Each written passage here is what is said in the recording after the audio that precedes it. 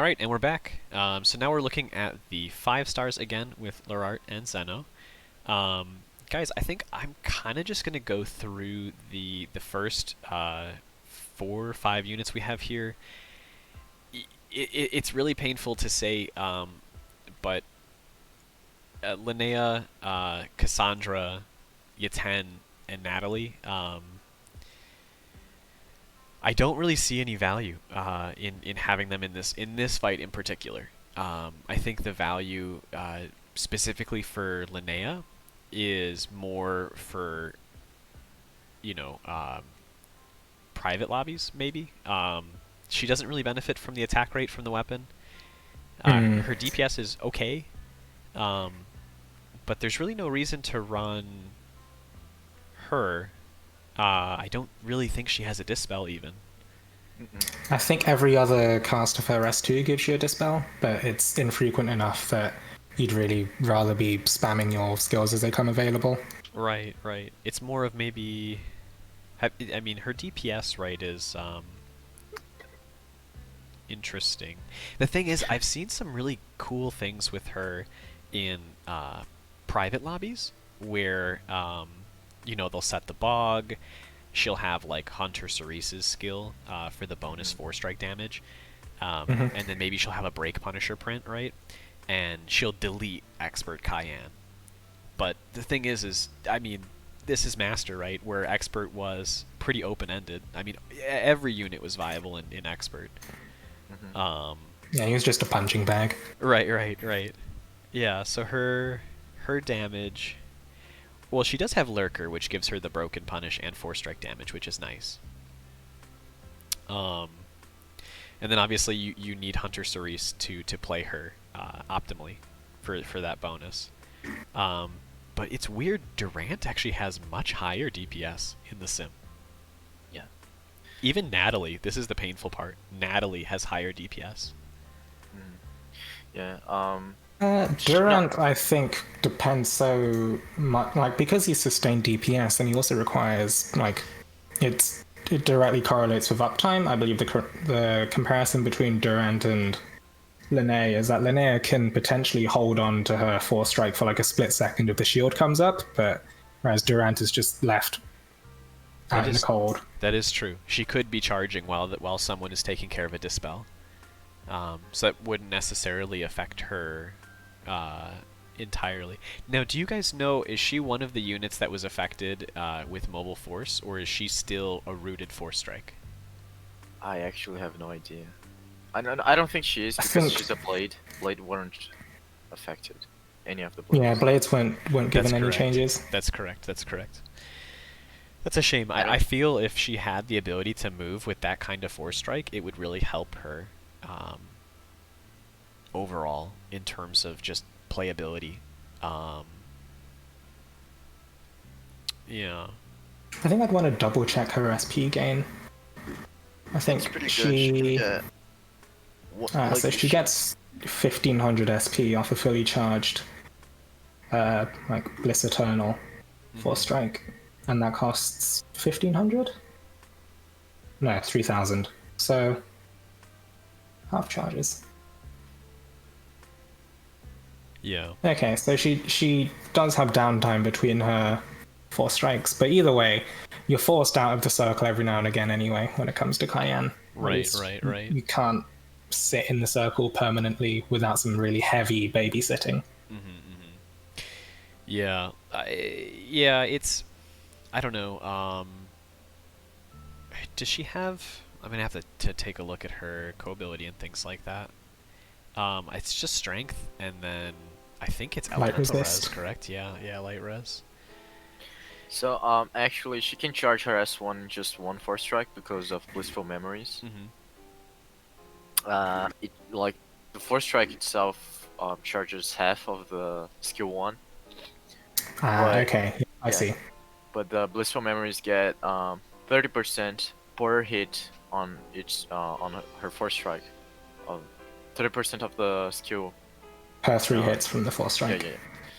So you get the full skill. Yeah, okay, yeah, that's a good catch. It's pretty good.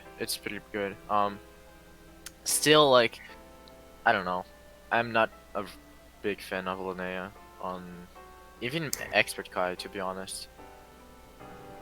I did see a Linnea bouncing around, I believe, like day one of Cayenne, but I haven't seen any since. I don't know what that says. Right. It might just be that people are filtering out blades entirely. Yeah. I mean, the thing is even if a character is statistically very powerful for the room, if nobody opens the room to that character, you can't really tell people to build it. I mean, I don't know if the hive mind of the public room at this current moment only wants dagger, lance, and staff, right? Or even sword, I Sword guess, as well, right? but Yeah. yeah. Then there's nothing you can do because your blade will never make it into the current filter. I don't know if that necessarily is a relevant fact for the room, but of course, because public rooms and other players can set filters, I don't really see too many master rooms that have open-ended filters, like just anything goes. And yeah, I've seen like when you do have open-ended filters, that it's often just like someone being lazy. They've set all elements 0 might required, and you see one of those, and I shy away from joining those because I know it's going to be a mess when I join. Right, Yeah. right. Just get some like 6K players joining. Yeah, Kai carry, please. With their like the chimera weapons, or do you need no, you don't need a tier 1 6-star to even join. You just need the 30. Is it 30k might for master? 34? Yeah. I think. Yeah. I think it is. It's 34. I think. So, but that's any team. As long as any of your team's max might is 34, you can enter. Yeah. So, yeah. I really don't have much to say about Yaten or Natalie. Energy is weird, and Natalie's not aging too well as opposed to the current low HP units. Yeah, she has the Divergent Shield, which Right. Was a cool mechanic when she came out, but Yeah. like nowadays is. And Clean Slate is nice, but I mean, you can get rid of Blind, right? You can get rid of. I think she has Paralysis Res, so that doesn't really apply. But you can at least wipe your Blind if you have that available. I mean, if you're lacking shield, using your S1 is probably going to throw you into the orbs anyway because of how much it moves. Like, she Oh, literally gosh. like teleports to the other side of the enemy. It's That's true. Yeah. Yeah, she's got the nothing personal kid S1, so yeah. And then Yaten is just he needs more. I don't know. I think energy as a mechanic is just right. Yeah. it Like, looks and- kind of cool on paper, but in practice, it's just like. And remember the Skillshare before it got fixed? Oh my gosh, yes. I don't know. In my Oh, opinion, they didn't have could've- the SP cost? Yeah. It was heft. Yeah. It could have stayed that way, in my opinion. Yeah, they had Yaten's at 6 cost, and it was like 3.3k SP for 2 energy to the whole team. Mm-hmm. And then when the fix came through for it, everybody got 6 Shadow Tomes for free, right? But the thing is even though that existed, nobody was abusing it. I think there was a few people that talked about it, like, oh my gosh, this looks pretty like hidden OP, right? But then no videos got posted about it being like super good. There were no posts on Reddit about it being like super good in any way. It was just kind of there. Mm-hmm. Yeah, it's just side effect of energy. It doesn't really synergize with anything. Like, it's impossible for it to synergize with anything, as far as I can tell, because it doesn't multiply any sort of damage. It's just like a flat 50% of the skill's damage mod is added. Like, Yeah. even if it crits, it's still just a flat initial 50%. Right. I think characters like Pipple have like a good direction to go with energy, where the stacks of energy do something. Even like Summer Norwin has the 5% skill haste up to 25% when he's energized. So additional abilities that could be stronger when you're stacking energy would be something of a direction to take with energy, or just simply having more units be able to apply energy more I often. mean, it kind of goes to show that, well, to be fair, Yaten actually does have two energy synergizing abilities, but his only damage skill is just so weak anyway that Yeah. I think if we got more characters like Natalie and Yaten, energy would be a lot better. It's Yeah, just that yeah. I don't know, the energy characters in general are pretty bad. yeah, definitely just feeds on itself. And then like we got inspiration, which is just better, Hmm. a lot better. Yeah. Yeah. Yeah, and then Cassandra is Ah, she just had a spiral too early. Like she had a you spiral when wouldn't. she really didn't need one. At the time, right? And now she's kind of suffering the effects of it because the original shadow spirals were not designed to catch up to Cleo, and I don't know. I remember seeing her like spiral was initially still weaker than Gala Cleo, and then She was okay though. Like I remember when she got her spiral, the best comp for Jupiter was three Galacleos and one Cassandra. mm, But like even then, like just run Cleo. Um, right. and nowadays she's literally the worst Shadow Wand, which is so sad.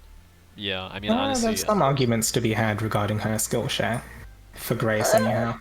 Some people talk about it. I haven't really done it in practice, but I feel like it'd be something fun to try out, but maybe not something to do seriously. is it Yeah. the max HP? Yeah, it gives you 5% max HP, capping at 30% per cast. Okay. Um, Yeah. So yeah, 10k HP Grace. Yeah, nothing to complain about. I mean, I think in practice maybe like 8 9k, but round it up. Yeah, but it's just that like even then, I feel like Grace's HP is okay already. I've never had an issue of having um weak life shields. So No, I don't it's not know. really like the weak life shields aren't really the issue. It's more just some people just try really hard to kill themselves in rooms, but I think that's just another discussion entirely. Yeah, it's just players being bad. Yeah, Cassandra is just a sad case. She's not even a bad character per se. It's just that everyone is better than her. I mean, her skill set itself revolves around fluctuating between high and low HP, and you can't do that safely in Master Cayenne. You'll just die. Yeah, yeah. Yeah, and the counters, the bigger issue is the way that the counter skill is designed. I think Fjorm, right, the Fjorm spiral had the right idea of making the upfront damage more reliable, and also having like the heal added to it. Those things were nice, and then of course the twins mechanic was designed so that Fjorm has quite a few usages of the ice mirror. So, yeah. I mean, technically speaking, MKai has the ability with unavoidables where you would be able to use your counter skill. But that just doesn't play well with Grace. Right. There's just anti-synergy there. Yeah, yeah. Because you have to physically take damage, right? That you have to. It has to be HP loss. Yeah. Is that's confirmed to be? Yeah. So. It says damage taken, but I mean, if you equate that to something similar to like you only get afflicted by like paralysis or blind when damage is afflicted, if it's from a damaging move, then But even then, like you have to save the S2 for those situations, so you're losing damage anyways. I don't know. It's just sad spiral. Probably like I know Halloween Alley is getting a fix, but like along with Halloween Alley, Celiara, OG Celiara, and Cassandra were the worst spirals. Yeah. Yeah. Although, as we talked about in the Halidome hotspot, the new changes to Halloween Elisant's really, really good. Yeah, yeah. So definitely, guys, if you haven't seen that, go ahead and check a look at the Halidome hotspot. Little plug. We did talk about it. It's timestamped in the video, so I'll be sure to link it. But yeah. That being said, let's jump along from these fives. Let's go to a more exciting set of fives. Obviously we have Summer Verica and Summer Patia as well. I put Summer Verica initially on above options not available. She has interesting mechanics, right, with the life steal, or the damage, equals healed effects. But it's, I don't know. I just, she doesn't. I mean, it's dicey. Yeah, I think more than anything, actually, I think where I would actually want to put her is in the valuable for Chainco ability or skill share feature, because the reason I say this is her skill share is blind cleanse, and it's a heal. But like, Does Edward blind cleanse? Pardon me? Does Edward blind cleanse? Let me double check. Yeah, I don't remember that. I think it's just a raw heal. Which one? No, it is a raw heal. It's a raw heal. Or Edward. Verica. I was double checking Edward, but no, nothing special for Edward. Verica is blind cleanse. Okay. So, if I pull her up, so take a look at her. Yeah. So it's like, cool because it's a 6 cost, right? But you got the heal, you got extra healing, and then you have blind cleanse. I don't know, like, I don't think blind is bad enough for you to run this skill instead of Halloween Low-Ends. And I wouldn't even put her on above options not available because everyone has Cleo. And Cleo can dispel, which is pretty big on Master Kai. Yeah. I mean, technically speaking, right, she would go below Cleo. Yeah, I'd stick her on don't build. I don't think she's worth building. Yeah, I think for MKai specifically, that being said, it's probably true that the blind cleanse doesn't have enough value. When you compare it with Grace's shield simply stops your teammate from being blinded just outright as long as the shield is intact. So you wouldn't even have to react. It's just a proactive shield, right? It's a proactive blind resist, if you will, as opposed to reactionarily attempting to remove blind from a pub member that you necessarily can't speak to. Is there an actual visual tell if your teammate is blinded? They have like the black cloudy animation around their head. Okay, so you'd physically have to see the particle effect for that. Thinking on it,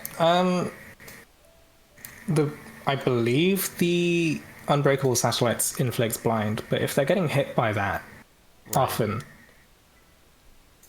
I just don't think it's... Yeah, I mean, if they're getting hit often, then you just won't clear. Like, they will probably die then to the unavoidable. I don't think Verica can really save anyone from that. Yeah, Verica can't save bad players. The more painful thing is if Verica doesn't have the ability to blind cleanse, or if they do get blinded, they're unable to actually heal because Verica's S2 won't be able to heal them if they're missing. So, I mean, obviously with skill share and things like that, you have more abilities to have a healing skill, or different healing skills with Verica, but yeah, her Chainco ability is also nothing fancy. It's just a normal HP 60 equals strength. But obviously that comes attached to recovery potency, which realistically you choose anything else over that. Right. Yeah, I mean, you're competing at that point for Dragon Claws and recovery potency, and I would much rather have Cleo for recovery potency and Dragon Claws in my backline than anything. If I was going for damage, which, I mean, technically speaking, you really wouldn't be going for damage, unless, like, the Dragon Claws was your main stack. Again, we were talking Forte. Yeah, I think that's fine. I don't really think there's too much more to say about Summer Verica at the moment. It's possible she might get something of worth or be better elsewhere, but I don't think MKai is for her. No. So, Yeah, Summer Patia. LERART, have you played Summer Patia in MKAI Once. once? And how did your experience go? It was okay. It was frustrating because like Yeah. she's not bad. She's not bad at all. But like I don't know. I just feel like other units are better. Do you I feel think she's clearable, or do you feel that it's only worth yeah, using she's her clearable. for the She's shared clearable. skill? She's clearable. It's just that it's a bit annoying because Cayenne, he doesn't move a lot, but so you have to charge your force strikes, right? And the life shield is not a problem. You can just hold your force strike. Mm-hmm. But I feel like on the Unbreaking Satellites, it's a bit annoying. I don't know. It's weird. I can't really explain because like it's not a movement problem. It might just be me playing bad. Yeah. Um, Yeah. her personal damage is fine, right? She Right, has it a looks really pretty good good. personal damage. It's almost as high as Curran. She get a lot of defense down, so she helps a lot in the damage, especially break. Mm-hmm.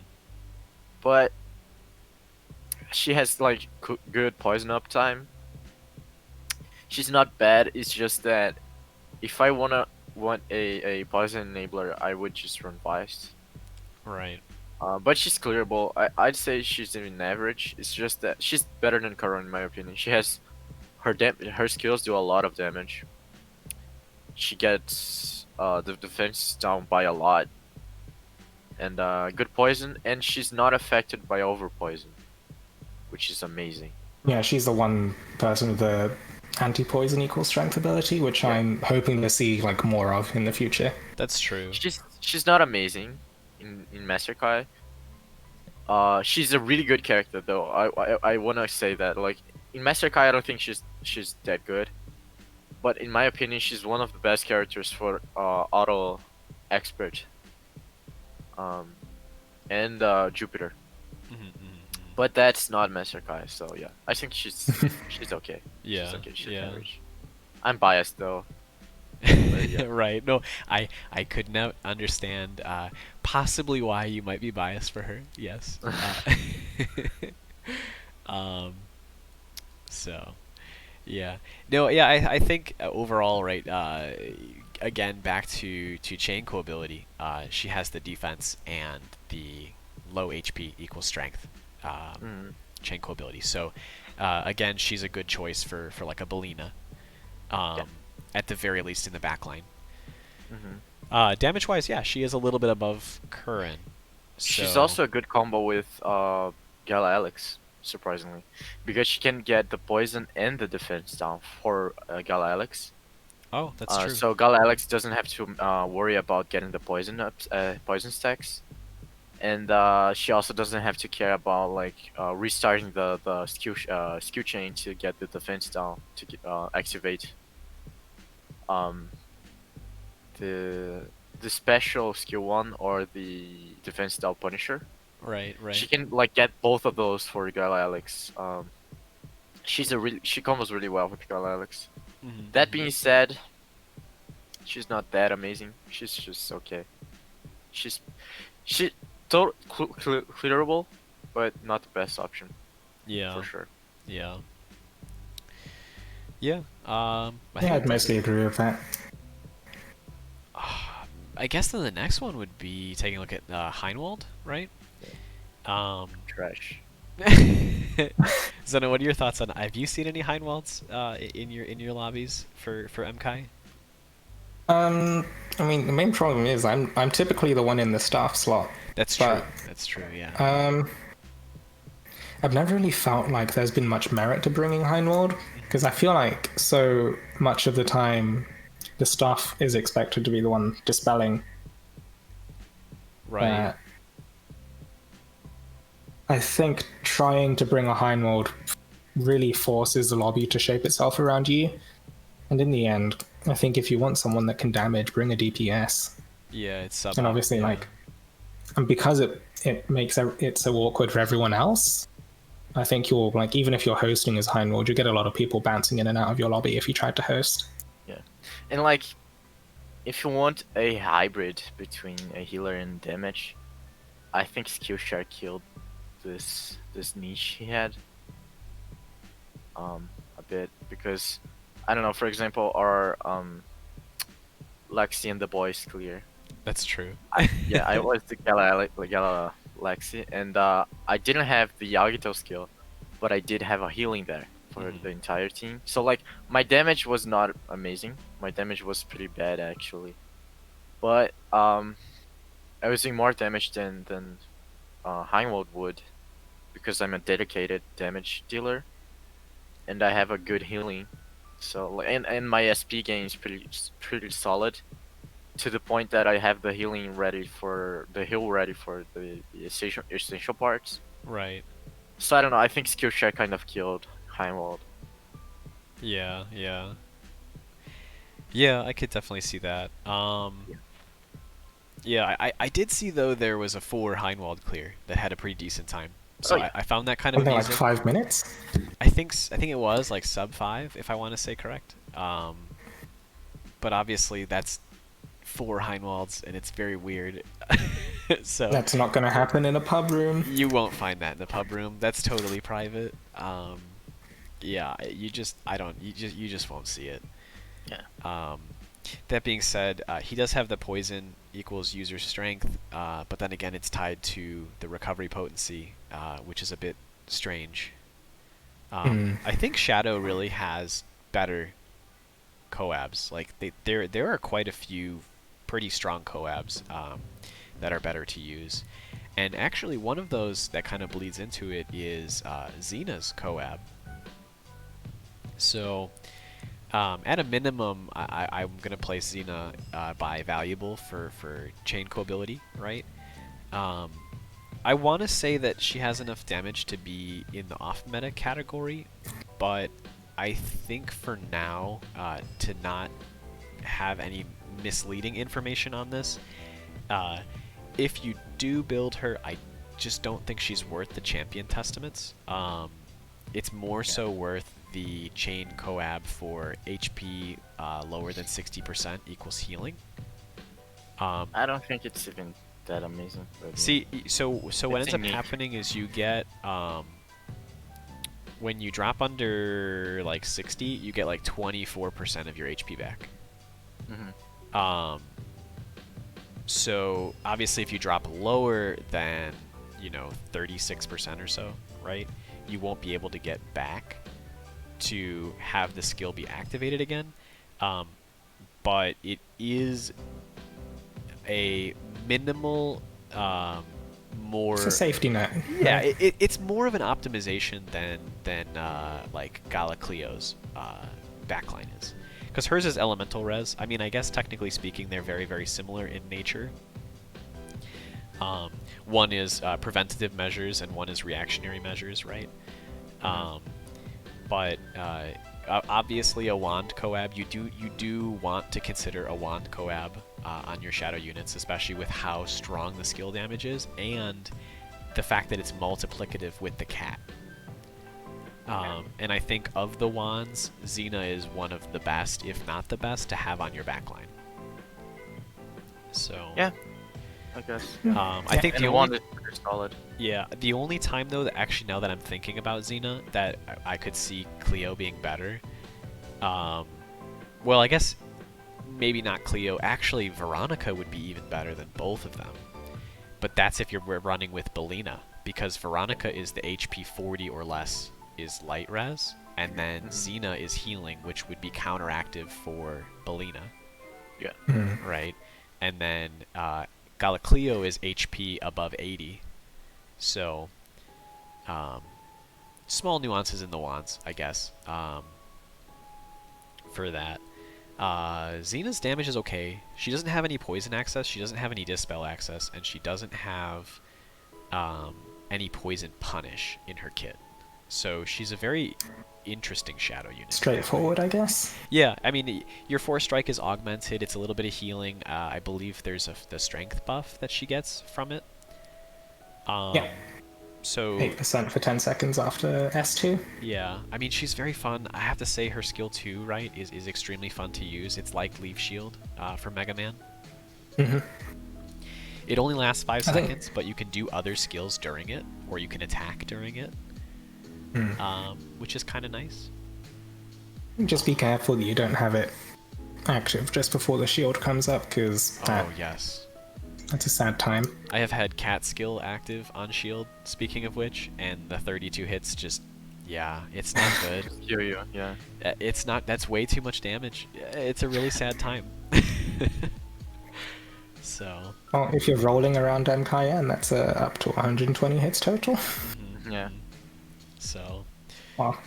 yeah, pretty dangerous. Yeah, so speaking of good co-abilities, we also have Delphi to look at. And Laura, you were saying earlier about you're kind of talking about Delphi, right? Personal damage. What are your thoughts on? Well, I guess he's not personal damage, but as a support, of course, he's in an interesting spot. What are your thoughts on Delphi for Master Cayenne? I don't know. I don't like Delphi for this fight. I feel like I don't know. Delphi, he just poisons and gets strength down, defense down. Right. I don't think he's that good. He's amazing for like cheese clears and that's it. Yeah. I don't think like I think he wasn't even great in expert already. In master he's even worse. So the only reason I have Delphi like kind of built up, it's not fully. I don't have his spiral. It's because of his chain collab. Right. He's okay. Like it's clearable probably. I haven't done a Delphi clear yet. I just don't think he brings a lot to the table. Like if you want poison, yeah, sure, his poison stacks do a lot of damage, but Kai just gets the shield and gets rid of the poison. So Right. I think we're in a position where the afflictions like burn, poison, and frostbite are more for enabling Punisher than the damage itself. And I don't know, there are better characters for this, like Vice or even Summer Patia. He cannot dispel, and the defense style is good, especially for break. But I don't know if it's that good, because I don't know, like a lot of characters. If you look at the support units that are really good, like Patia, and I would say even Summer Patia is okay, it's decent, and I don't know, Cleo. They have higher personal damage. Patia maybe not, because you may not use her S2, but she has a lot of utility, which is not the case for Delphi. Right. Delphi just, I don't know, in Cayenne sometimes he can move a lot, especially on the dashes from the orbs. And then you're Delphi would be really bad at dealing with the orbs though, no? He doesn't really have he any can- like he can front-loaded pop the damage. orbs. Yeah. I don't know. I don't like him for this fight. He's a really good, really solid. I wouldn't even say amazing chain collab, but I guess it's the best dagger chain collab. So yeah, Right. it's pretty good as a backline, but in the fight I haven't done a clear with Delphi, and I don't even want to. Honestly. Zeno, have you played with any Delphis? Have you seen I've them in seen the backline? literally zero Delphis. Backline, yeah, there's the argument for putting him in the backline, but Cayenne himself is just not too friendly towards like poison, especially if the fight drags on, or if he's cleansing it often. Yeah. Yeah, I think honestly he just has the merit of having the poison edge. I think that's really about it for Cayenne. I mean, obviously we talked about earlier how um, since you have to run a healer or Grace right as a shielder in this fight, it makes Delphi weaker by default as there's only then 2 DPS units. Um, and yeah, you kind of need to do a lot in this fight, since the burst mechanic is so important. Um, Yeah, I don't think like having a Delphi on your team, would it not just make it almost impossible for you to deal with the Crushing Cataclysm unless you had like 2 other DPS that had huge amounts of front-loaded damage that weren't poison dependent either? right, Yeah. you need I don't think that astronomical happens too amounts. often. Yeah, yeah. Yeah, yeah, he's just in a very awkward spot, I think. Um, I do think the poison edge is worth noting just because it does give you a few extra seconds of poison in Kai for your backline, in case the fight does drag on a little bit. Kind of gives you a little bit more wiggle room for unoptimized poison uptime, right? So, uh, and then of course the crit is always welcomed when we do have a little bit of weapon crit as well. Multi-hitting large damage skills critting is a big bonus. So, yeah, overall okay. Um, Speaking of a better and probably one of the most definitively powerful Chainco abilities in Shadow, it's Ieyasu. Um, I'm pretty sure it's almost mandatory for the DPS units to run Ieyasu, if I'm not mistaken. Yeah, I think Ieyasu is like one of my preferred blade units to use as the backline because the Dragon Haste just makes things a lot safer. Right, right. This is mostly like mainly my experience in Expert Cayenne, like because just the sort of extra safety in getting Dragon 20% faster is really huge. I think it's less important for Grace.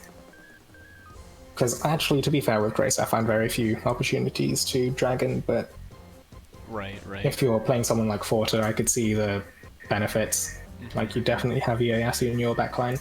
Oh, absolutely. Especially because Blades Coab as a whole has its own multiplier. So when you're calculating your strength, the blade itself is always a 1.1 times, and then whatever your strength is.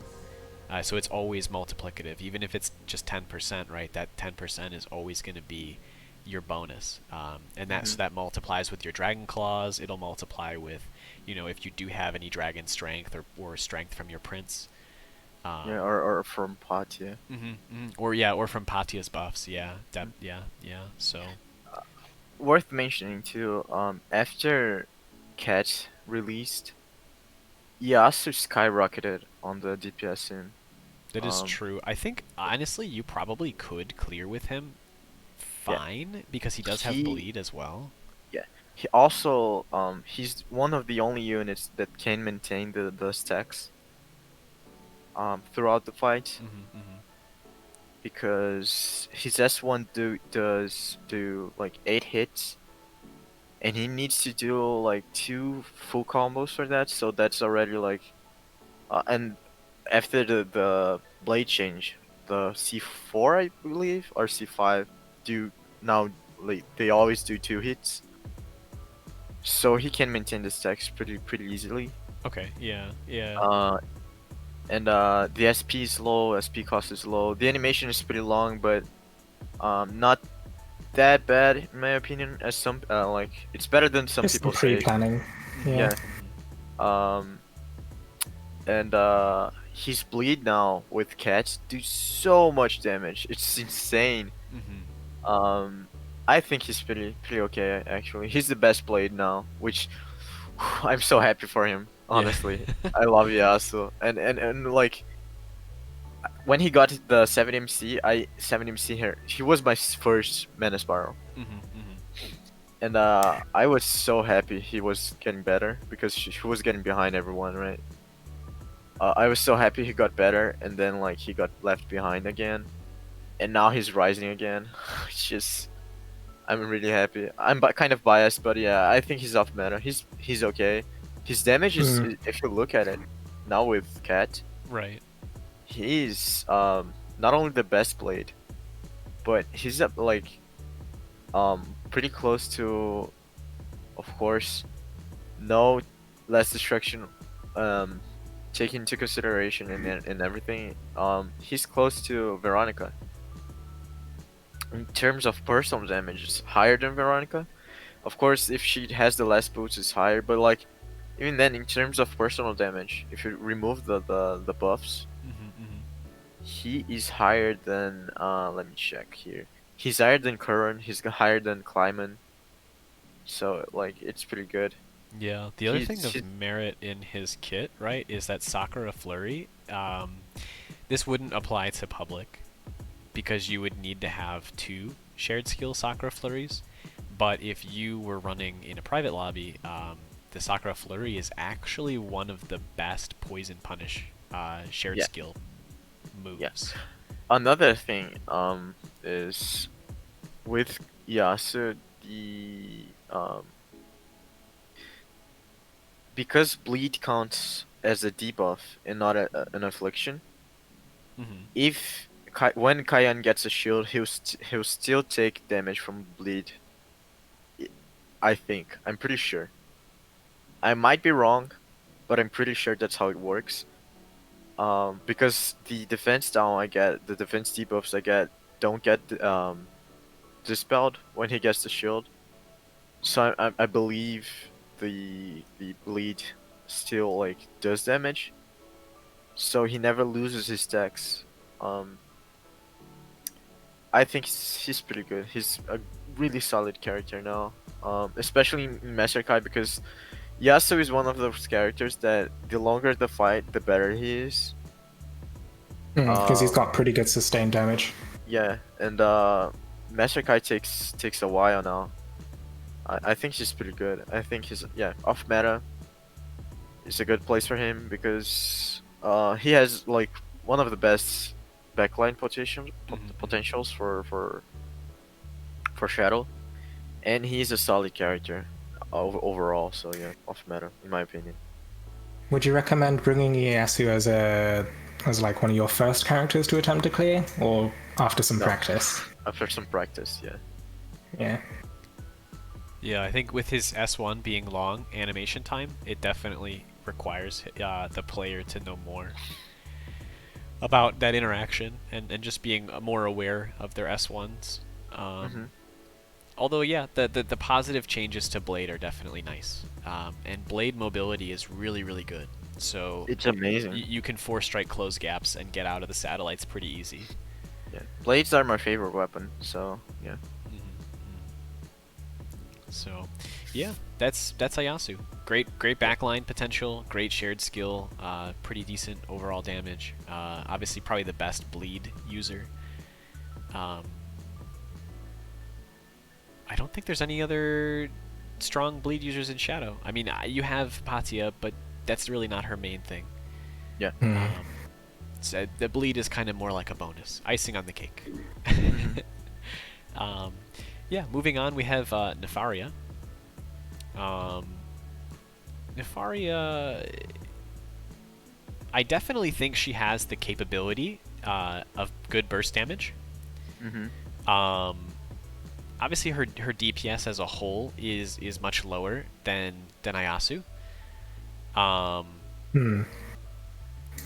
And I'm trying to think if there's any other bows. I mean, technically speaking, for Shadow, she would be the bow Probably that the you best run. bow. Yeah. So at the very least is that she'd be valuable for her chain co ability. Or not her chain co ability, but her co ability being the skill haste as a bow. I think her elemental res is tied towards poison affliction. Yeah. As well, which isn't necessarily bad, considering that all the other elemental reses with high HP wouldn't apply to characters like Bellina and Veronica. I said she's off meta though. She can dispel. She has dispel. Yeah, she has and poison. her burst damage, one of the best bursts too.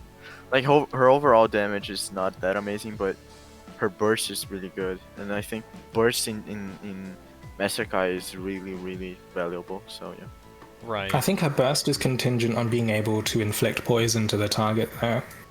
I'm not sure if that applies well towards things like orbs and the Crushing Cataclysm. Like, it worked well enough in, like, Expert, but I, like, having not personally run it myself, I suppose. No, she Try it.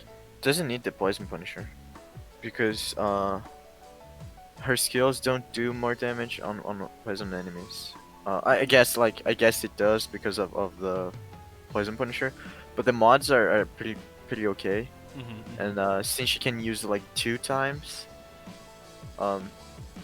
it's pretty good. I've noticed too on the Crushing Cataclysm, you can poison Master Kai while you're doing that, and your Oh, yeah, damage he just still goes takes damage. up. Goes up because you can hit both of them, and the skill itself is pretty big. So yeah, I think she's solid, not amazing, worse than Ieyasu in my opinion. Yeah, But yeah. she brings a lot to the table. Like, she can dispel, she can poison, she has really good burst. Right. So yeah. The 4-strike changes are pretty positive on her too. Obviously, it's the multi-hitting Hunter Cerise, mini Hunter Cerise, if you will, with the Pierce shot. So that's not too bad. I mean, obviously, with the interaction with Cat, she has a very easy time stacking the stacks for Cat. And then, of course, getting 40% skill damage from the 4 response is good. I think the only thing that is depressing about her is that they labeled her as like a level 2 shared skill character. So her shared skill costs are 10% higher than any other character in the game. Though I've noticed, because of the 4-strike change, not change, her unique 4-strike when she uses skill 2. From my experience, I was still getting the skills pretty fast. Yeah. I mean, the good news is that it's a flat 2400 SP gain when you use S2. No, it's more because of her skill haste score. Oh, yeah, that's right. Yeah. And then technically speaking, you'd actually get more as well because of the striking haste from Forest Bond.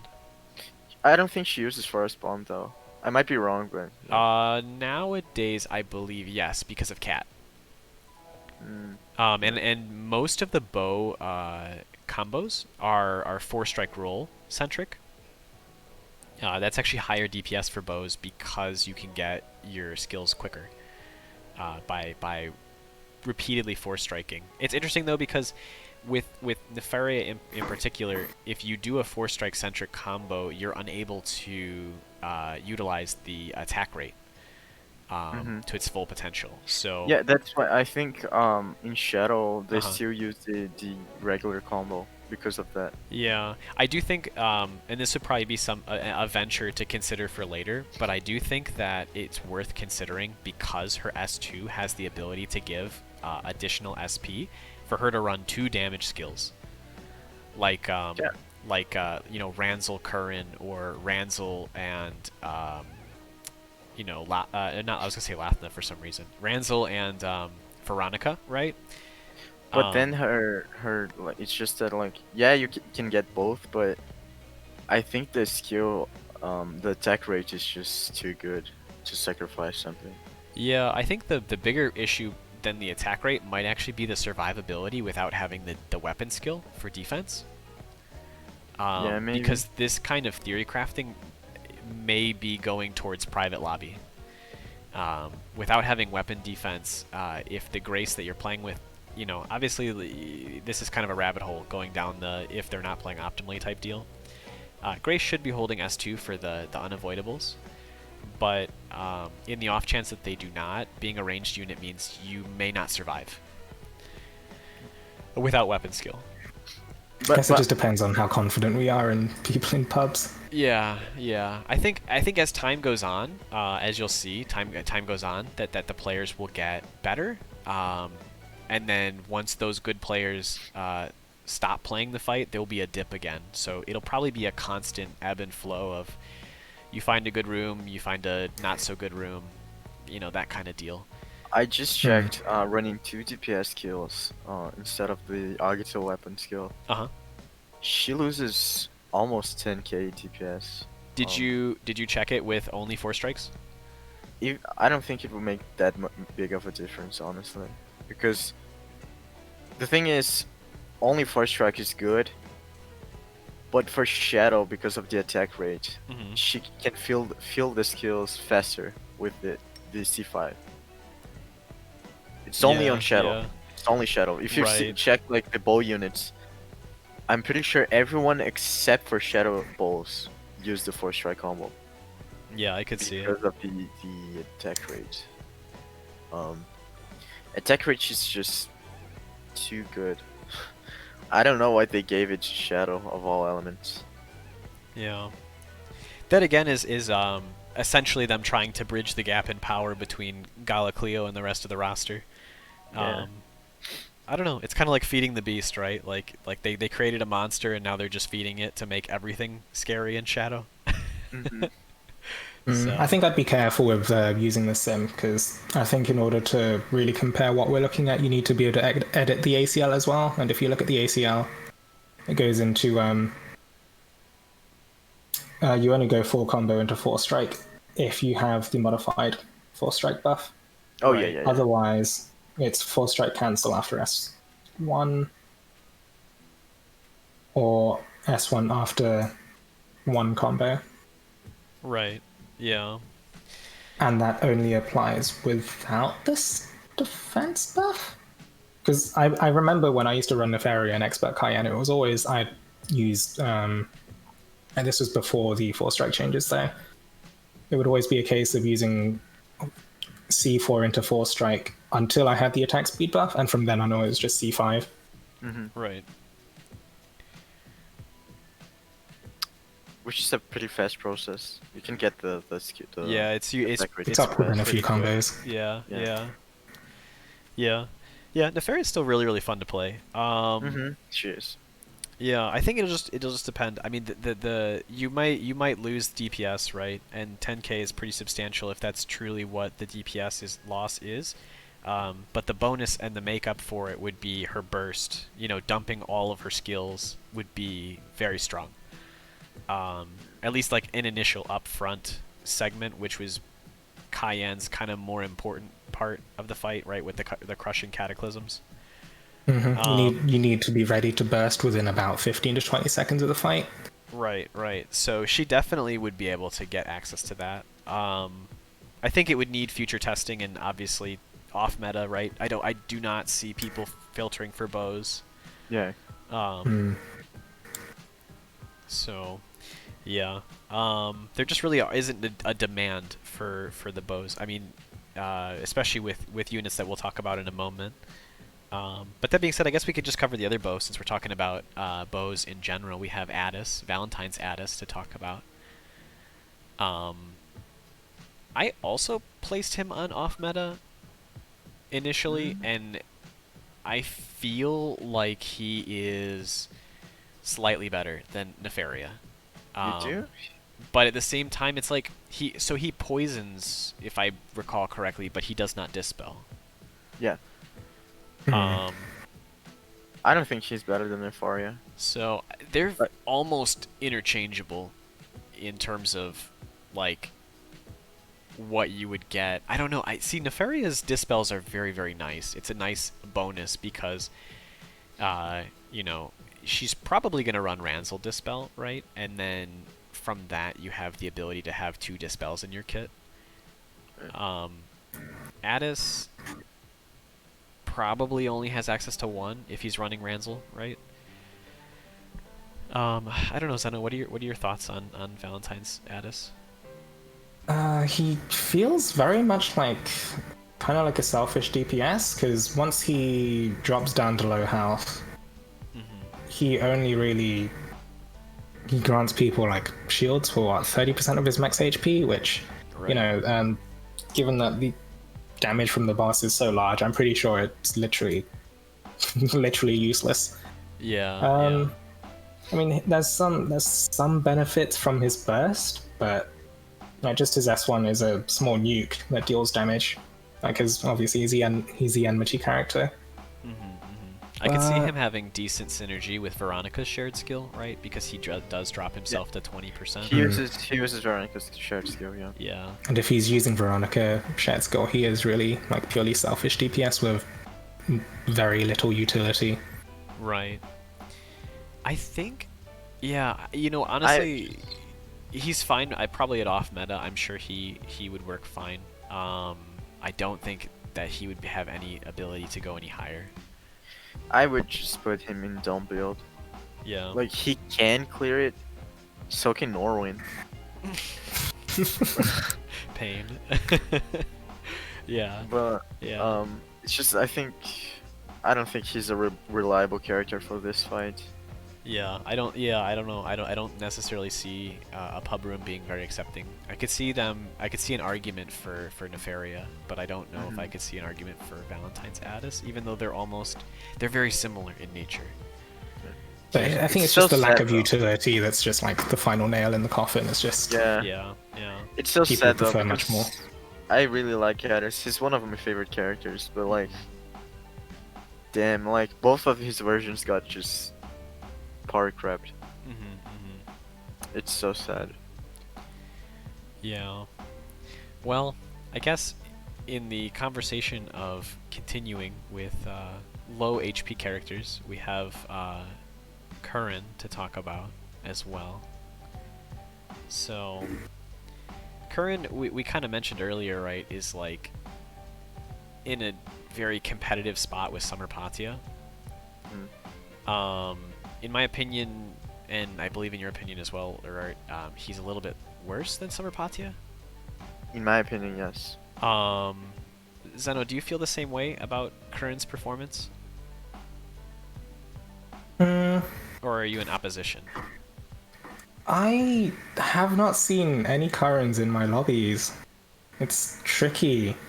He doesn't really have a reliable way of dropping his health besides deliberately eating hits, and as we mentioned before, it's tricky to try and eat the hits of the start, because obviously he can't avoid the fact that he has the axe defensive ability, and being a melee unit, he also has more inherent defense. Right.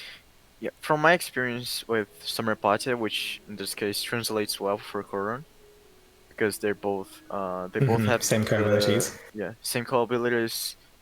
Pretty sure they have the no. Okay, so Curran has more HP, so never mind. But I don't think the difference is high enough for it to make like that big of a difference. So getting hit by the initial blast and not like one extra hit is enough to put you at like 20%. So yeah, it's not. He can reach low HP from skills like the other characters that can play at low HP do, but it's pretty easy to get low HP with him. So Yeah. I don't think that's that big of an issue. My big problem is so I know like I said before, from my experience I don't get a lot of over poison. But the fact that he relies on poison to get good damage, and he relies on less offense to be like that high on the DPS team. Because without less offense, I am pretty sure his percentage damage is not as high as Summer Patia. And if you want a defense down, both of them can inflict defense down, but Summer Patia is just better, and both of them can run. Both of them would like to run Veronica as a skill share. So like they play on a similar roles, but they play it differently. More because of how force strike centered Summer Patia is, and she is kind of a ranged unit. The thing is, I don't know. I think overall Curran needs to reach less offense to get the pretty okay damage. Like looking at the DPS sim, right? I know it's like the holy sim, but for Curran, it's counting always below HP 40 and less offense. I mean, the last And, offense is only for 15% though, considering that 15 seconds that is, considering that you can expect a Cayenne fight to last for about Oh yeah, it's 3 just to 4 that minutes. it's a beefy 60% strength buff. So like it due to his like high mods, it affects like 2k, around 2k. But like the thing is, Summer Patia on the sim, it's not taking into it's only taking into consideration below 40 to get the chain co-op activated. It's worth mentioning that Summer Patia runs Curran on her backline, so she kind of wants Curran. But She her, double dips on the 40% thing. yeah, but like I don't know, they're also Curran uses cats on the sim, which is I don't know. I don't think he can maintain the stacks. Axe is really slow. Yeah. Isn't all of his hits like 1? No, I Like, think it's probably 2 or 3, right? Yeah. So skill 1 is 4 and skill 2 is 3. Okay, yeah, that's pretty. Yeah. But yeah, I don't know. I think like Summer Patia realistically has higher personal damage and has better defense style. Also doesn't relies on poison like Curran do. I would just put Curran on I would actually put Curran on either off meta and maybe even valuable for CCA and skill share, because both the chain co-ab and skill share from Curran are amazing. That's a really solid point he has. Yeah, he's often like he's the one nuke skill share that you'd go for if you have the tomes, I think. Yeah.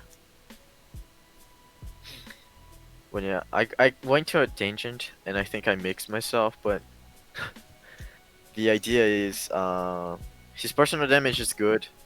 He has okay support because of his S1 reducing defense. But I think Patia just does his job better. Summer Patia in this case. Yeah. In every aspect.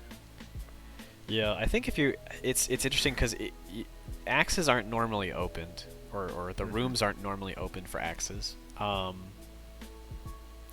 yeah, I see your point with how Summer Patia functions versus how Curran functions. At a baseline, Curran's shared skill is incredible for Poison Punish. Yeah. And then of course his chain co abilities are also very solid.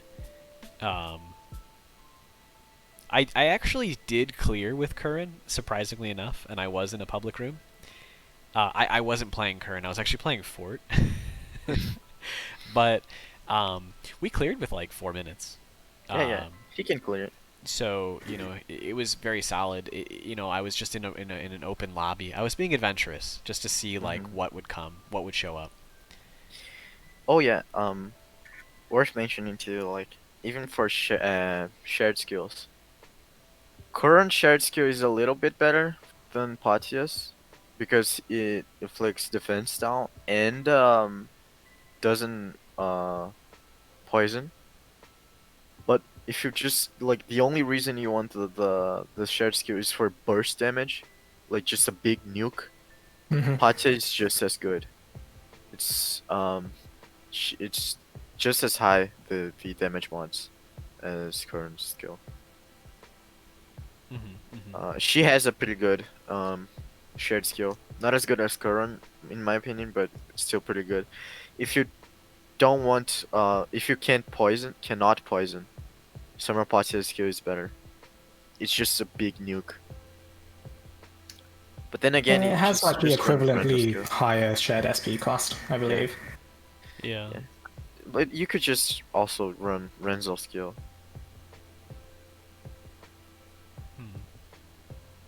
Yeah, I think I'm comfortable with keeping Curran though in off meta. Yeah, definitely put him there. I mean, he has, like, again, as we mentioned, his backline potential and the shared skill is well worth at least 56 noting him. 100% worth that. That's what I did. Beyond the playability of him, and you know, actually bringing him in. Um, yeah, it works, but you know, um, you probably can do it better with other units. So, speaking of better units, but not necessarily the best, we can actually just kind of segue into some of our wands, because we do have Cleo to cover, which I'm sure people are interested to know where she would sit. For me, it's definitely a strong but missing something, and then that I think Cleo is a definitive A character for this fight. It just feels so wrong putting her below, I don't know, S. As bad as it sounds, so Cleo is a support character, right? That's like how Cygames had traditionally designed her. Mm-hmm. That being said, as a support character in this fight, she is less valuable than Patia. Yeah. She doesn't contribute to survivability for MKai. She does contribute to DPS, but she doesn't contribute to Dispel, and she also does not contribute to poison or poison punish. Mm-hmm. So, I don't. Zena, what are your thoughts with Cleos in your runs? I actually, day one, I actually tried to clear with Cleo, and I found it was really, really difficult to use her. Because especially with the first crushing cataclysm, because a lot of Cleo's power is locked behind her skill shift as well, Right, her upload, like front loaded DPS is locked behind her skill shift, and she cannot ramp it up fast enough. Like, I found the issue a lot of the time with Cleo was that clearing the first crushing cataclysm was very hit or miss, because she fires off like a maybe like skill shift to S1 for like 7 or 8 hits, something around that. Right. She puts down her buff zone, but then like that's it. She's fired everything off. And if you do miraculously get past that first crushing cataclysm, I find that the buff zone is incredibly difficult to use because it relies on you being able to stand in the buff zone for its duration, right? Right. And due to the battleground mechanic, you want to be sat in that circle, but there's so many purples that you can't reliably stay in the circle for very long. You get forced in and out of it so often that it's hard to utilize as well. What I've seen people do is just save the force strike, save the buff zone, and place it when you have the skill ready. You place it, use the skills, and save again. That's pretty selfish, I guess.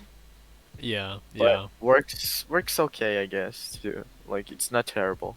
Right. Although technically speaking, and this kind of coincides with how the meta is going to shift, the Shadow DPS, team DPS, is actually approaching where Azazel is a better dragon on Cleo. Yeah. I believe the break is like 190k is where Azazel and Shinobi are like identical on Cleo in terms of performance, and that's 190k for team DPS. But you gotta take into consideration, it's not reaching that because you have a Grace on your team. Probably true. Yeah, you're forced to have a healer. The other thing is again, we talked about the support conundrum where because you have a healer, you're only supporting 2 DPS units. And that's so it's not reaching 190. Right. At most, you're reaching. That is a good point. At most, you're reaching like, I don't know. So like special. The highest is Bellina, and it's 70k, around 70k. So that with Cleo, that's like 160. Yeah.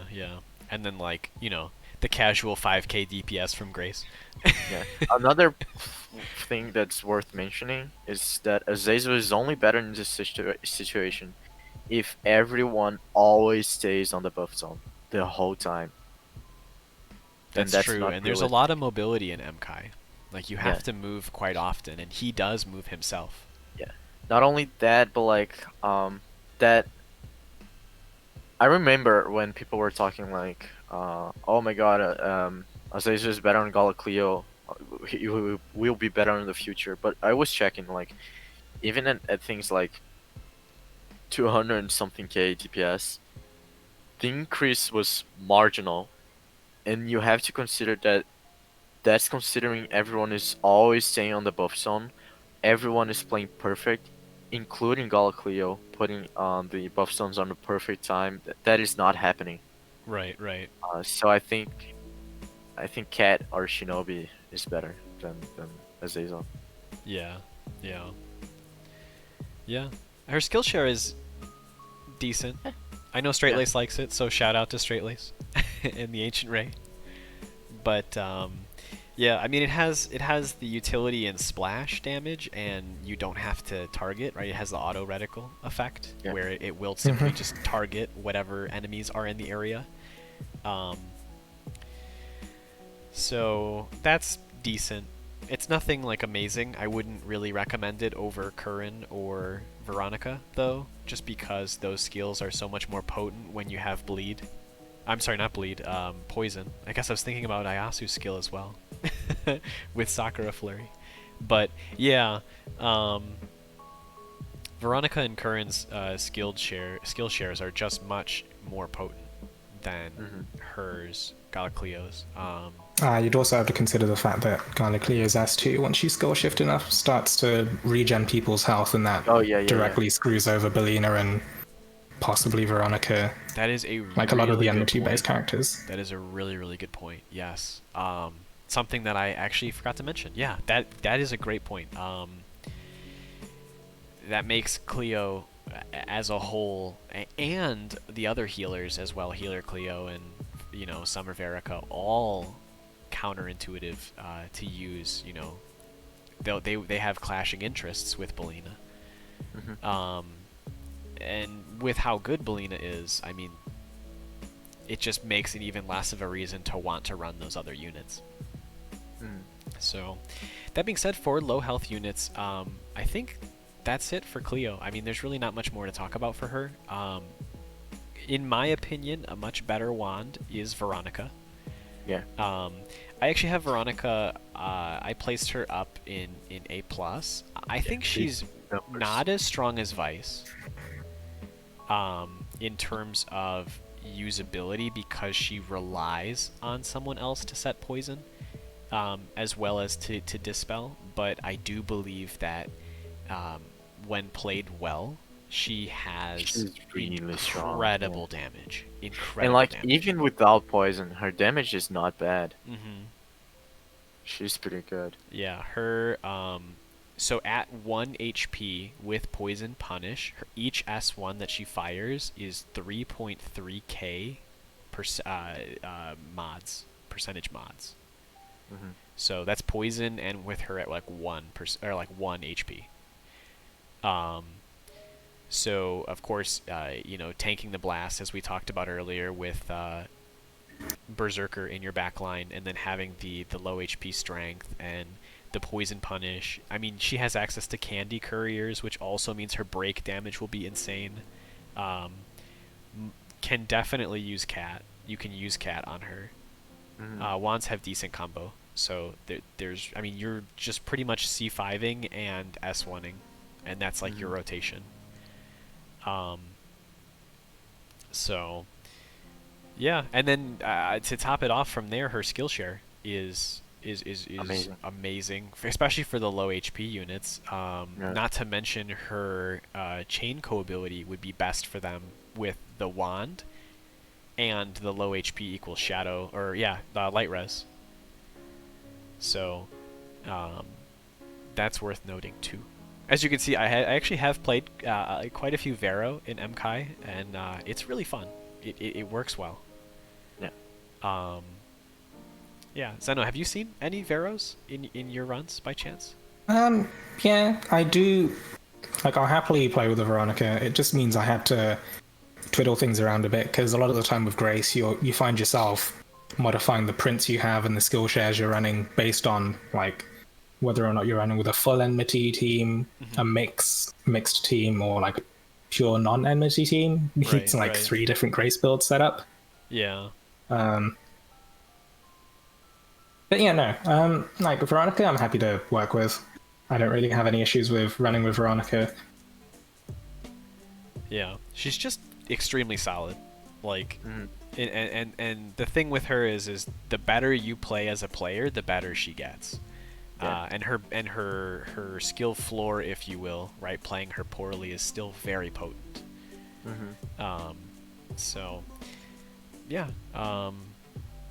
That's definitely where I think she sits. That being said, another unit, another of my favorites, would be Forte.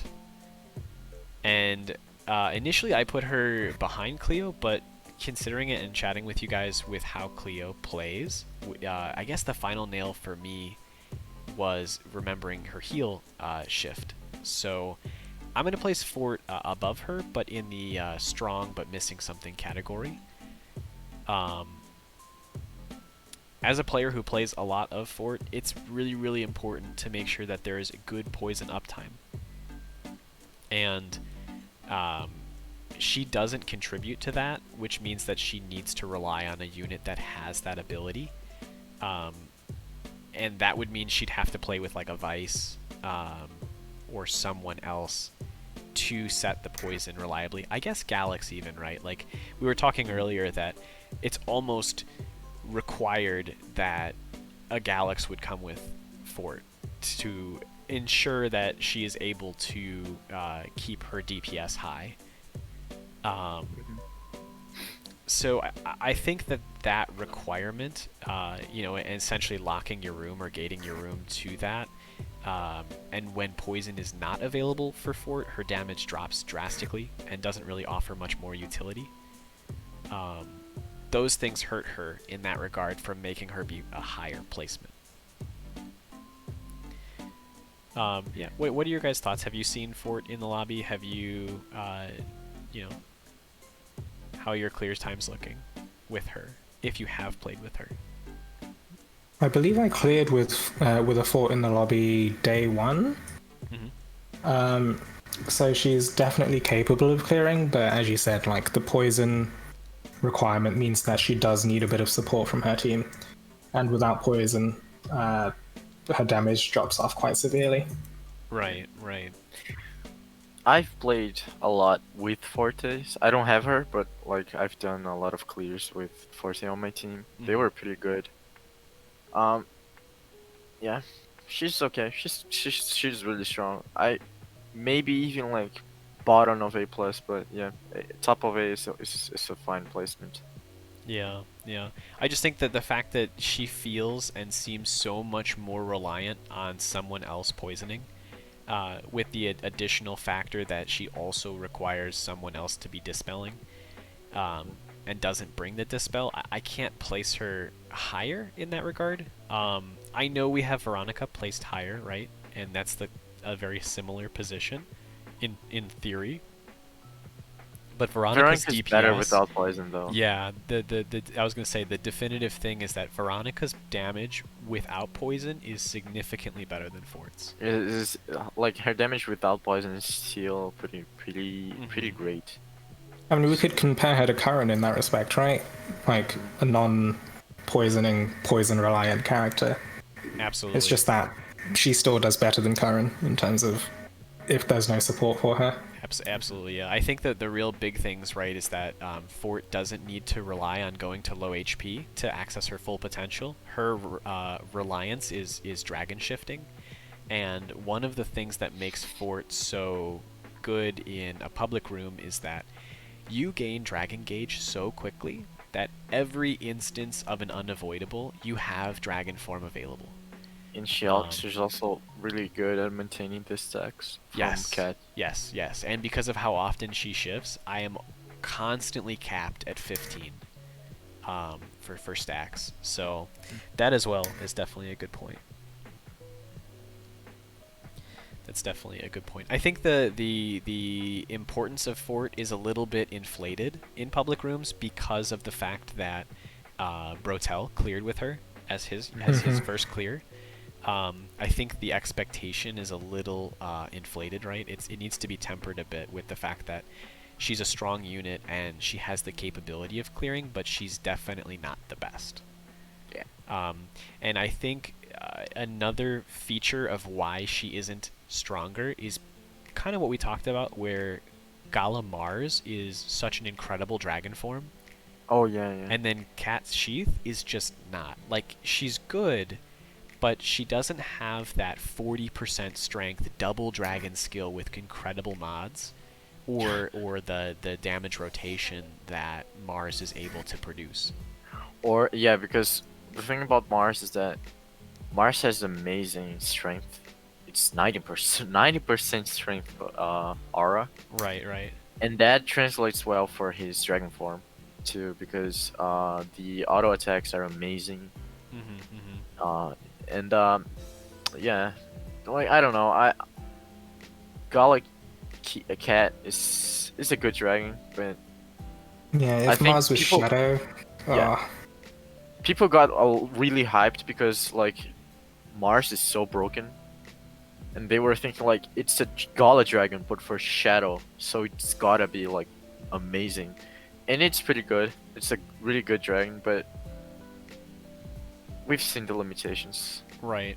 The aura of the cat is strong, but the active is, well, not necessarily Mars. Let's just say. it's just not Mars. It's just not Mars. I mean, I think the thing is if Cat Sheath right had the ability to have a damage skill or to charge her damage skill and use her damage skill twice, like 2 tornadoes, right? That would significantly improve, her personal dragon damage, kind of like how Mars can charge twice. But the fact that Mars also refills all your skills and has the ability to give a 40% buff that you immediately take advantage of, that's very, very hard to beat. Mars is so good. Yeah. I mean, it's also a byproduct of the fights that you use the dragons in, right? Because with Master Kyan, more often than not, you are just using Cat to dragon tank, especially with Forte, as you mentioned. You've got dragon for every single unavoidable, and that doesn't really play well with the whole charging skill from attacks thing. So even if it was possible, who knows, maybe you would still just be sacrificing it after one cast. Yeah.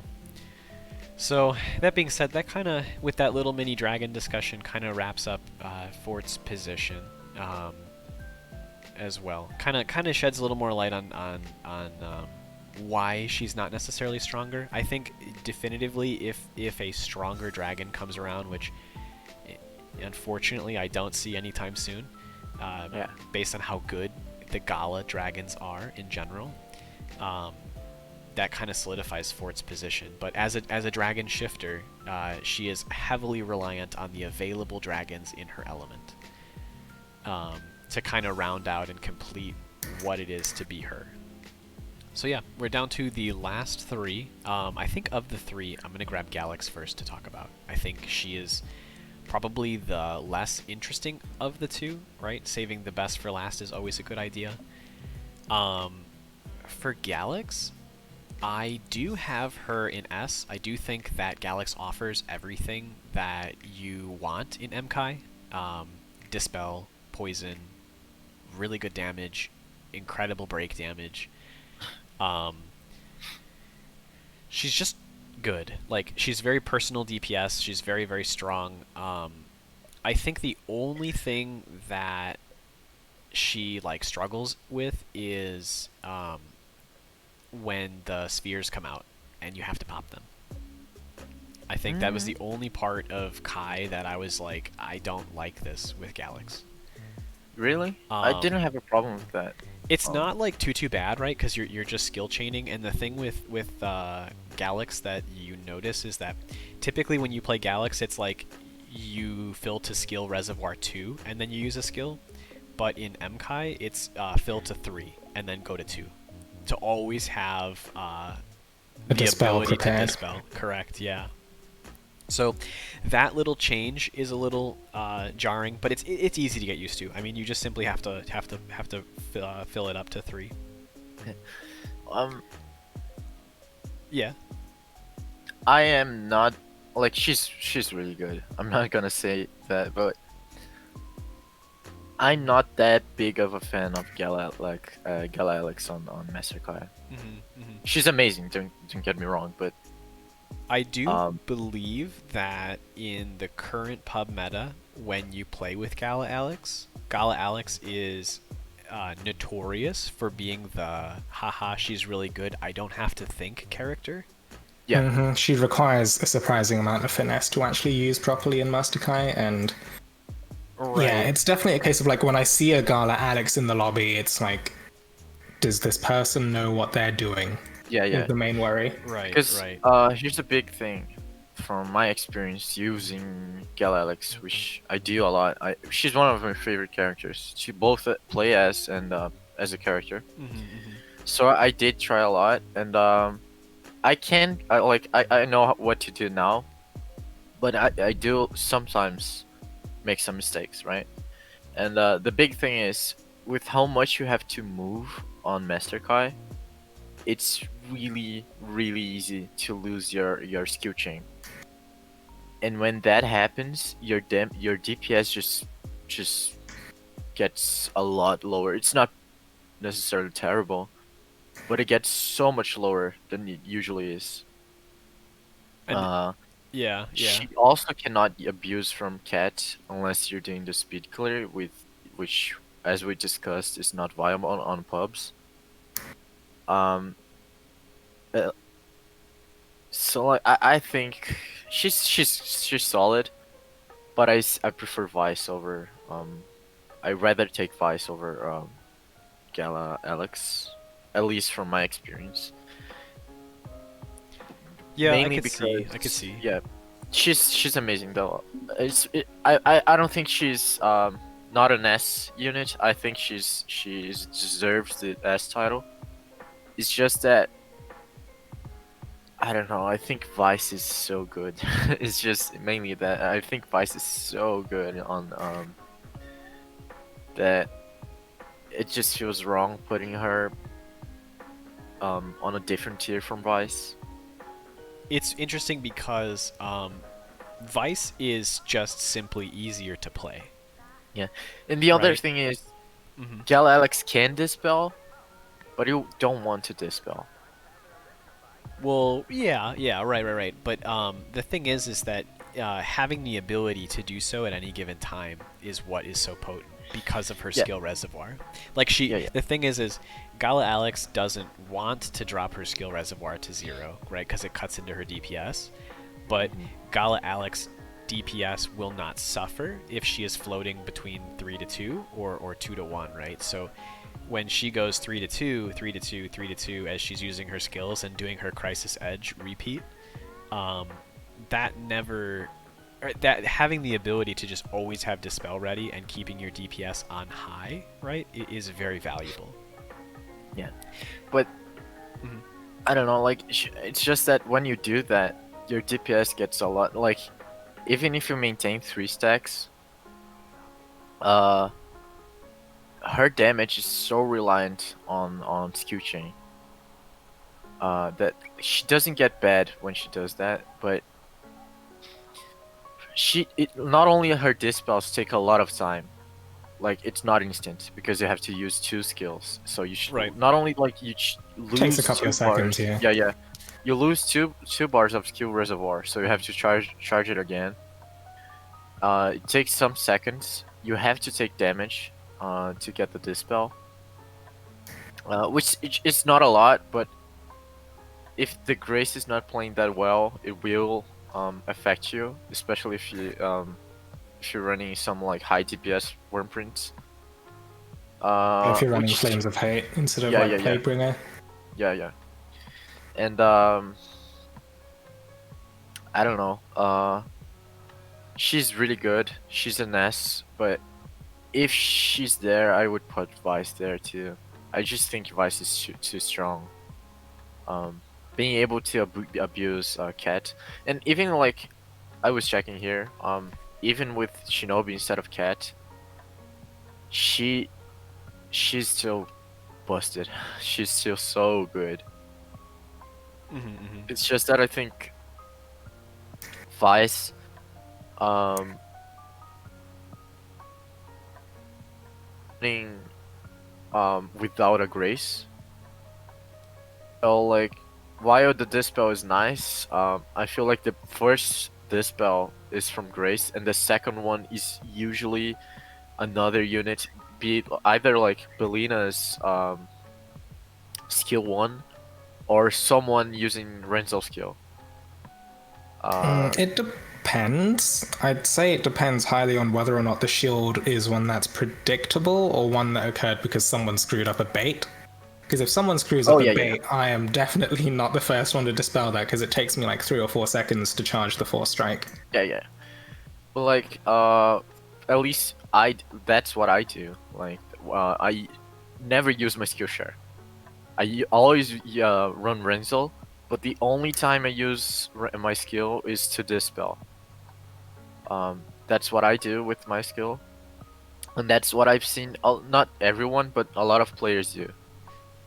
And in this case, the dispel is not that big of an issue if you have Grace on the team, because you always have at least one dispel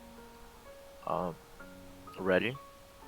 That being said, when I use Gala Alex, I never use my skills to dispel. I only save Renzo. And if you check, like, because Gala Alex and like Vice cannot abuse from Cat, and in terms of personal damage, in this case, especially because it's kind of hard to maintain the skill chain from Gala Alex, Vice's damage is higher, a little bit higher, in terms of personal damage. My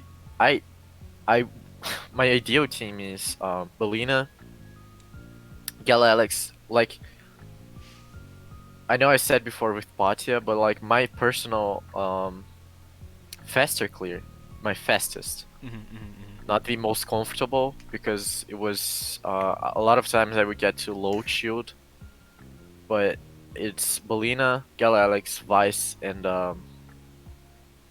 Grace. Vice, I think, is the best poison enabler, and one of the best burst damage, especially on break, because of the poison break broken punisher that Gala Alex kind of have with her skills. I don't know. I mean, you also have to consider like Gala Alex on the sim. Yeah. Doesn't take break bonus into Into consideration, yeah. Into consideration at all. Neither does Vice. And also another thing is, on the sim, she's using C4 Force Strike.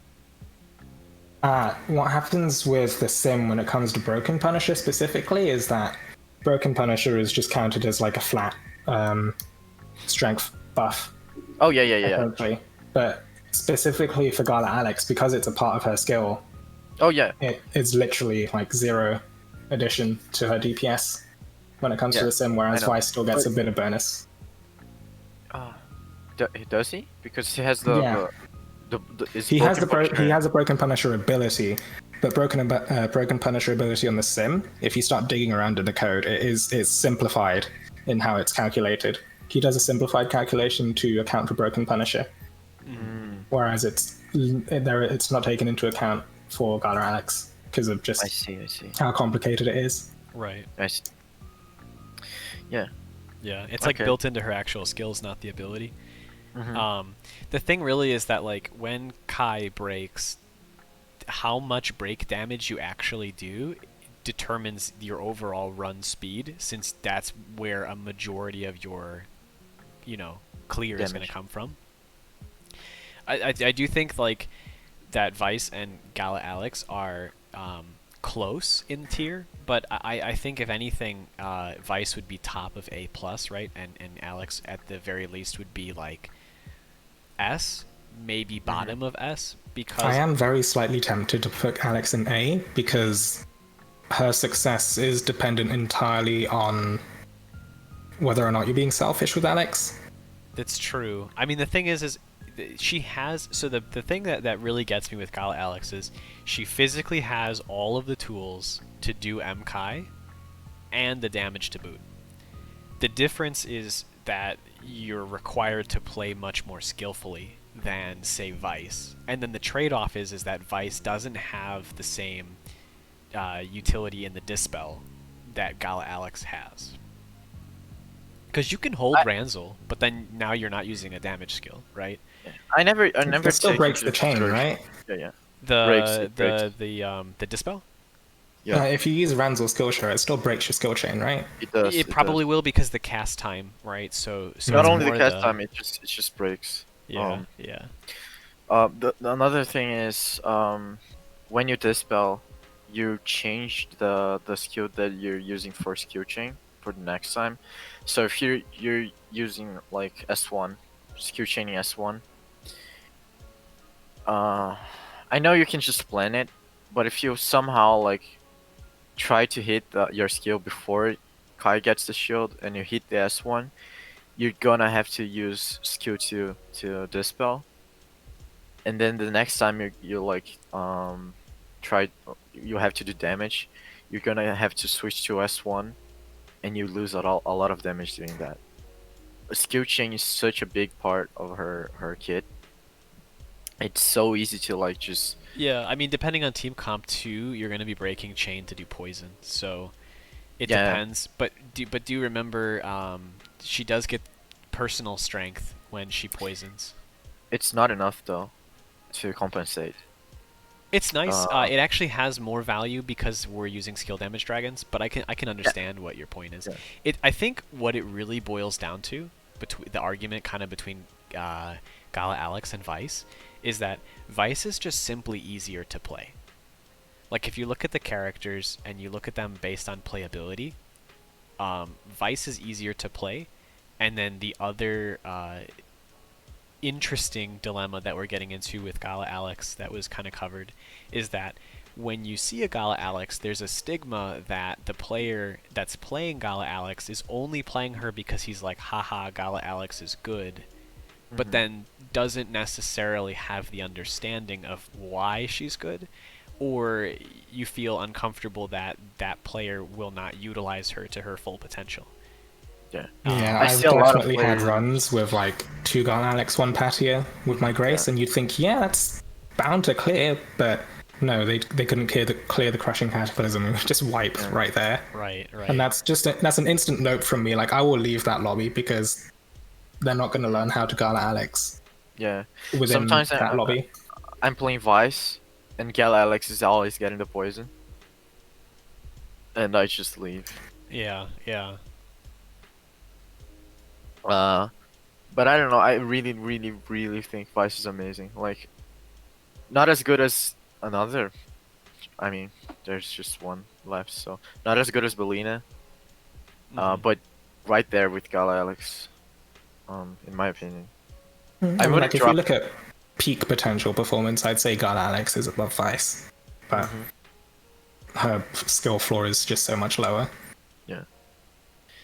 But yeah, I don't know. I really like Vice. Maybe that's just bias. I really like Vice. I do think though that the public rooms are a little less accepting of Vice and a little more accepting of Gala Alex. Really? That's the opposite for me. Because clubs are not accepting my Gala Alex. Really? Yeah. Interesting. Okay. I know. For the Gala Alex gameplay that I have done, because right now, at the time of recording, right, I have a Mub Lance and I have a Mub Sword at T2. Is your sword Mub? Yeah, I have sword, dagger, lance, and X Mub for T2. Do you think people are just looking at might numbers and like, Gala Alex not using Cat? Because Cat gives more might now as well. Right. Even if that's the case, though, my Gala Alex is pretty beefy. So I don't think that's the case. But I do like when you like go into like choose a room on the Master Kai, I see a lot of people filtering swords out. A lot of people. Yeah, yeah. I can see it's a lot of lance, dagger, and staff is the Yeah, three and like big. sometimes you see a sword. Yeah. Yeah, yeah. Speaking of the filtering, right? We should also talk about why dagger is being filtered. It's technically not for Vice. It's just that Vice shares a wonderful similar weapon class as this unit. I struggle with her placement because I understand that she's incredible, but I don't necessarily agree with having multiple universally the best units. Bellina as a unit is incredible for Master Cayenne. Truly a unit that all aspects of the fight are expertly covered by her. Dispel, AoE damage to cover the spheres. She makes it almost brain dead as well. Yeah, massive damage. The extra tankiness that she gets that can be used on the shield. All of these things really attribute to her being so strong. I do believe that you need a little bit of an understanding of her kit, but it's not at the level of Gala Alex, and the reward is much higher than Gala Alex. Yeah. I do think she's S plus because here's the thing, right? Well, like clearly we're putting Lace on S plus. So why the reason I think both of them should be there is because like Grace is every team wants Grace. There's no way like every team, unless you're doing speed clear, which is not a pub, you want Grace. She can dispel. She's just so good. Grace is amazing. But here's the thing. If you like, Grace is amazing, but she cannot carry clears. And Bellina can carry a lot of clears. She can easily carry clears. Yeah, I would be so much happier if I could carry clears as Grace. All I can do is stop people from dying, but I can't clear the fight for them. Yeah, and then Bellina she just destroys Sky. Not only that, but like, she's the best damage dealer. She's the best DPS, and like, I wouldn't run more than one Grace, but I would be happy to have 2 or even 3 Bellinas on my team. If it was possible, maybe even 4. Like, if we somehow like 4 Bellinas. It's just that there's no way you can do 4 Bellinas. The only reason you don't run 4 Bellinas is not because like it's a bad synergy. It's just because it's not possible because you have to take damage. Yes. Otherwise, I would gladly run 4 Bellinas. She does a lot of damage. She can dispel easily. She's the best dispeller in the game. She can stay at low HP and she can reach low HP reliably. She cannot dragon tank, but that's not a big issue because she's so bulky when she's using dragon. Takes so little damage. Yeah. She can stay in dragon drive forever. Her auto attacks do a lot of damage. Her skills do a lot of damage. Or in this case, her skill 1. You'd never use her skill 2. She can charge dragon drive fast.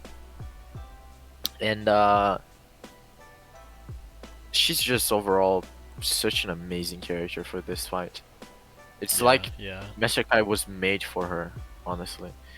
I see your point of not wanting to have multiple characters on S plus. I just doesn't feel right putting Bellina on the same tier as the other characters. It just doesn't feel right. Like I could see that. I mean, technically speaking, Bellina on the same tier as Gala Alex, right? Yeah. Because they offer the same utility. It's just that Bellina's better. Yeah, I mean, it's definitively like you look at Bellina and you look at Galax, right? And you say, I want multiple Bellina. Easily, right? Especially when her S1 is able to cover, the spheres so well. I mean, I feel like, in my opinion, I feel like that's Gala Alex's weakest point is those spheres. And I feel that Bellina covers that very easily. Yeah. And like Bellina is the best DPS unit for this battle. For no brainer. Right. if you like check, yeah, the other DPS units can do her job, but they like they just You have to jump through worse. hoops to do it. Yeah, Bellina makes it so much easier, so much faster, and like so well. Yeah. Like, dispelling is just a side effect of her doing damage, Yeah. whereas everyone else has to like work Go themselves out of around. their I mean, way. like most like Gala Alex has to like, she suffers for it. Bellina doesn't. Yeah, Bellina is just amazing. Yeah. That being said, carrying over into why Bellina is enabled so well, it's really Grace. Yeah. That really allows Bellina to be the monster that she is in Master Kai. I mean, you have this unit that is definitively the single-handedly most wanted unit, but of course only one copy. And that's just that's not a limitation of Grace. That's a limitation of the game and the team composition, because you know you can only have so many teammates, which 4, and then of those 4, right, you want one incredible support or shielder, and that's Grace.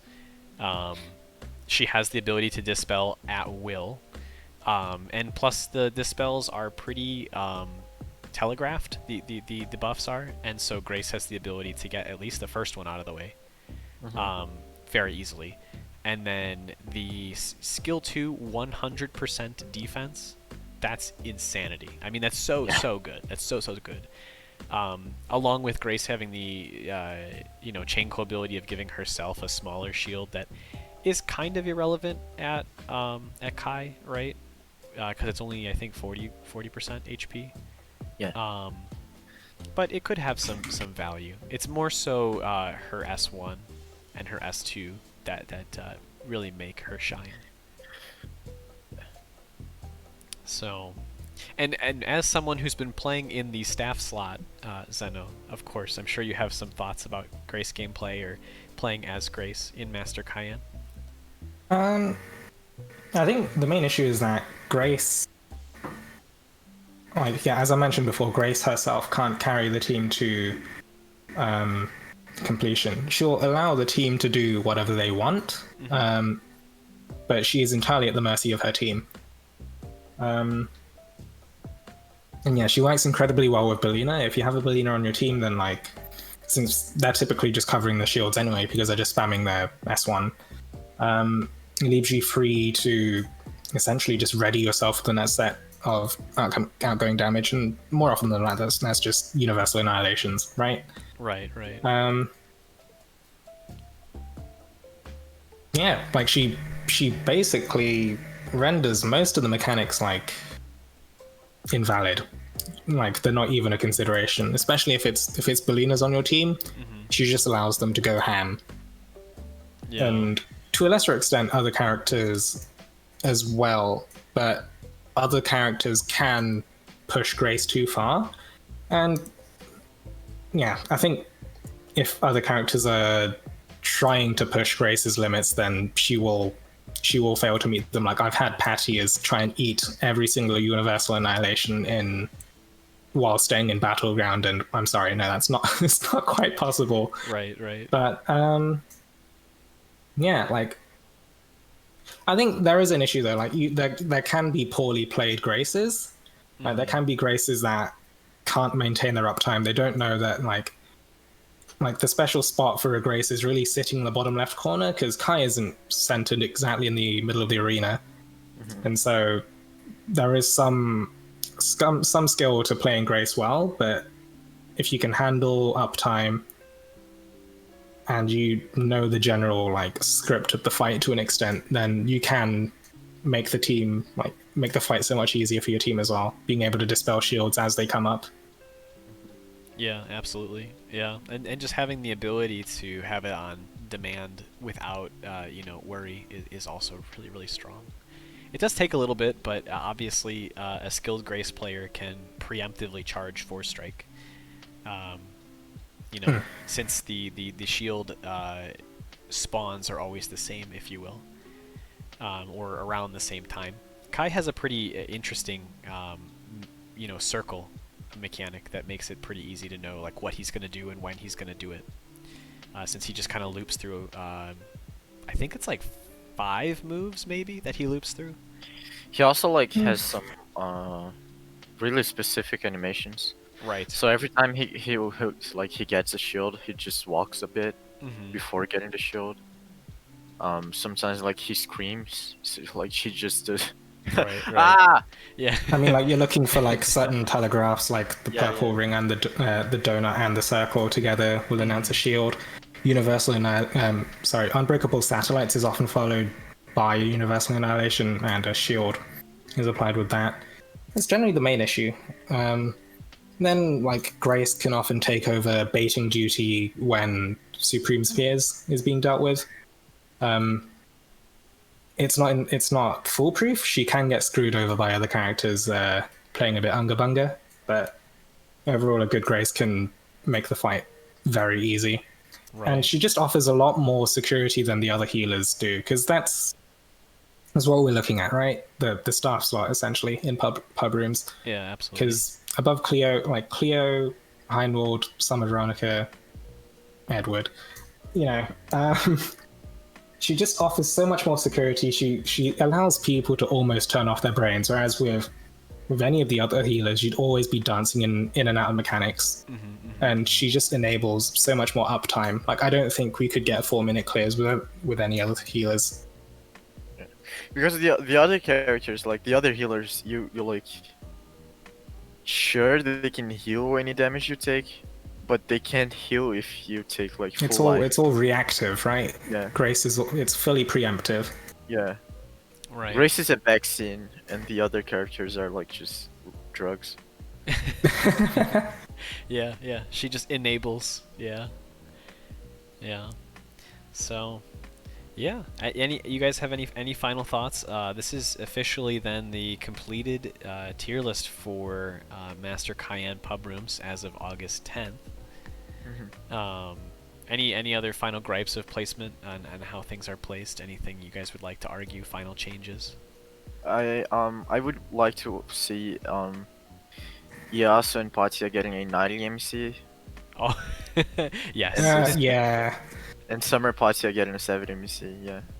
That would be cool. Other than that, nothing. Oh, and Valentine's Addis too. Yeah. Yeah. All right. Well, that officially does it. So, guys, if you enjoyed, thank you for watching. If you've made it this far, if you skipped to the end just to see the finished tier list, shame on you.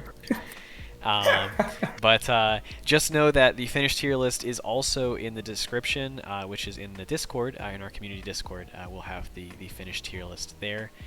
Special thanks to LERART for coming on again. LERART, anything that you wanted to plug?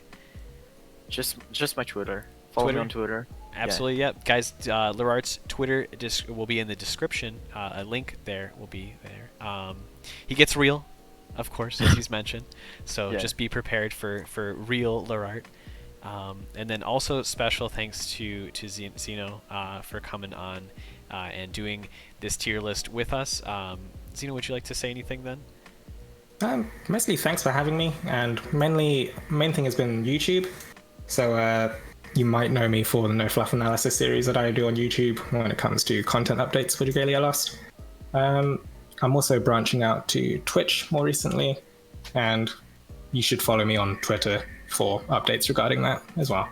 Yeah, so guys, I'll have a link to Zeno's Twitch, his YouTube, and Twitter in the link as a link in the description below. Guys, definitely check that out. And if you haven't seen his Master Cayenne guide, definitely check that out as well. I'll have a specific link for you to check out too.